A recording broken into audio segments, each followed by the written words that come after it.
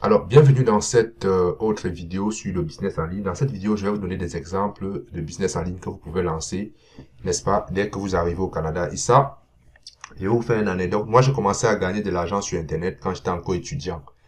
Et lorsque j'avais compris que, parce qu'à l'époque, on limitait le nombre d'heures de travail à 20 heures par semaine.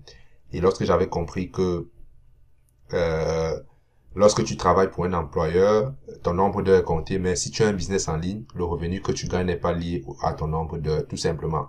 Le premier business que j'ai lancé, c'était YouTube. Ok, quand j'ai monétisé ma chaîne YouTube, j'ai commencé à gagner 100 $, 200, 300 $, ainsi de suite. Donc, YouTube, c'est un business que vous pouvez lancer. Ensuite, j'ai fait le e-commerce. Quand on parle de e-commerce, il y a plusieurs modèles. Il y a le dropshipping. Vous pouvez faire la vente sur Amazon. Vous pouvez faire la vente sur les places de marché.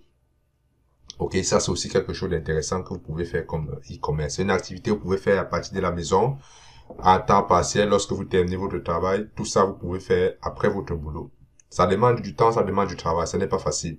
Vous pouvez faire la vente des formations en ligne, comme cette formation que je suis en train de faire. Il y a également des plateformes comme Udemy sur lesquelles vous pouvez vendre des formations, comme sur Tuto.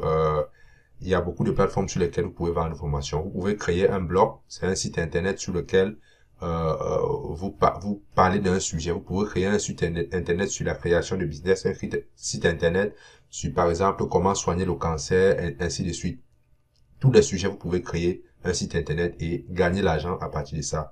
Vous pouvez faire du consulting. Si vous avez une compétence dans un domaine précis, vous pouvez faire du consulting. Vous pouvez devenir community manager. Community manager, ça veut dire vous gérer les pages Facebook de certaines personnes. Et ça, c'est très, très payant.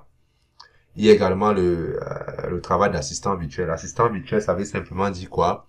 Ça veut simplement dire que vous avez un site sur lequel vous offrez des services pour vous occuper du service après-vente, n'est-ce pas, de certains commerces. Quand je faisais de e-commerce, je recrutais des gens en Asie pour, n'est-ce pas, répondre à mes clients. OK? Même si vous êtes en Afrique, si vous avez des familles en Afrique, vous pouvez faire. Même si vous êtes au Canada, vous pouvez faire. C'est juste que les gens préfèrent les assistants virtuels qui sont dans les pays comme l'Asie parce que ça coûte moins cher, l'Afrique parce que ça coûte moins cher. Vous pouvez également vendre des photos. Il y a des sites où il y a des stocks de photos où les gens payent pour avoir des photos. Par exemple, le site comme Pexel, où vous pouvez, n'est-ce pas, vendre des photos. C'est-à-dire, vous faites des shootings des photos, de la nature, des immeubles, du beau paysage, vous postez dessus et il y a des gens qui sont capables de payer ces photos-là. Ok? Vous pouvez également faire ce qu'on appelle rédaction web, ce qu'on appelle copywriting, c'est-à-dire vous écrivez, n'est-ce pas, des articles de blog pour les personnes, vous écrivez des pages de vente pour les personnes, vous écrivez, bref, vous écrivez tout ce qu'on peut rédiger sur Internet et vous avez un revenu pour ça. Vous pouvez faire du freelance, par exemple, comme sur Upwork, comme sur 5euros.com. Vous proposez vos services. Si vous avez une compétence, vous proposez vos services là-dessus et vous gagnez de l'argent.